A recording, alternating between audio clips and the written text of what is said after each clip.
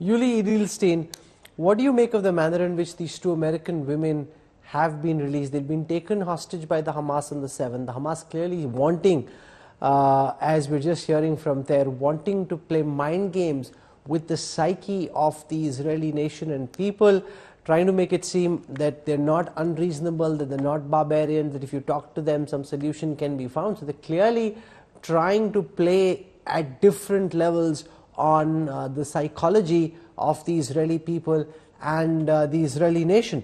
And it's because we value life, and it's because we take care of our own, and it's because we will always bring back our people. Yuli Edelstein, what do you make of the manner in which these two women, the American women, have been released by the Hamas? They're clearly seeming to play mind games, showing that they are not unreasonable, that they're not animals. Yuli? Well, I think that, as I've said, Hamas as a terror organization with history, including the history of kidnapping and holding hostages, will now play all kinds of games, including the release of two women with American citizenship, and at some stage talking about, we heard their statements about the possible release on the humanitarian grounds, as if they know the word humanitarian, on the humanitarian grounds of other hostages, probably people who are sick, probably foreign citizens who are, according to Hamas, not involved in the war against Israel. But for us, as the state of Israel, we can't be part of these games. For us, there are no Israeli citizens, foreign citizens, people with double citizenship. We have to make sure that all the hostages come back. And as I've said, it won't be an easy task, but if Hamas believes that they can overplay us in all these games, they are dead wrong.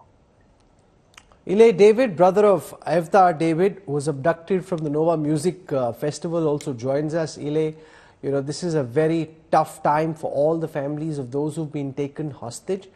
We're also hearing from representatives in the Israel government who are saying that there is no scope for negotiation. It's not like one soldier being taken captive. There are 200 plus Israelis captive, and therefore they believe that Israel just needs to be very cold-blooded, going in, finishing off the Hamas, so that no one like your brother Evyatar is ever taken hostage again by anybody in the Hamas.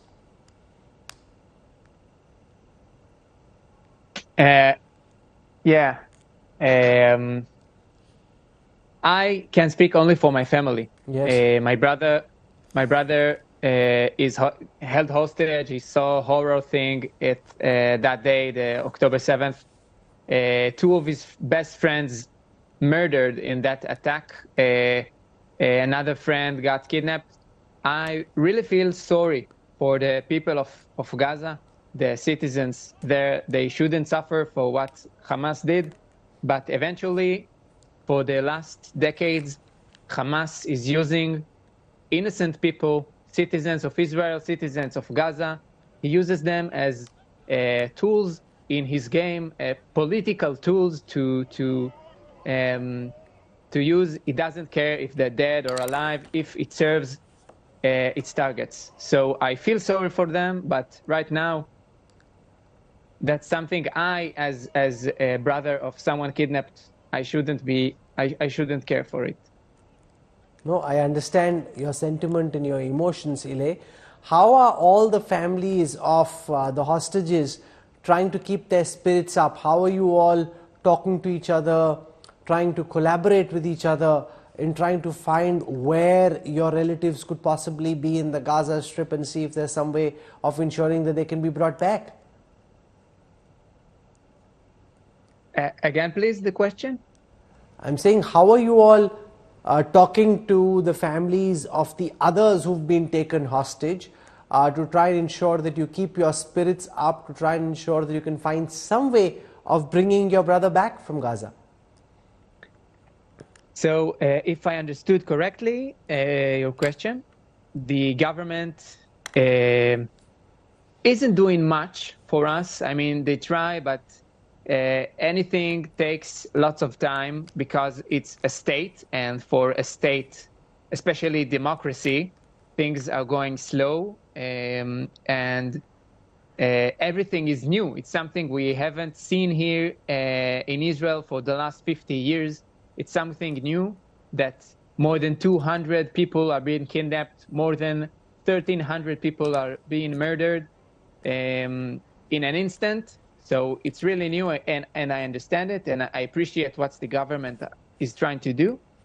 But the real comfort that I take is really from the there is a civil families initiative, a family forum that is helping each other. Here we act like a tribe when we are in emergency. So we really learn about family, and we really learn about the power of community and the power of our society. So there is a lot of aid from other citizens here in Israel, other families.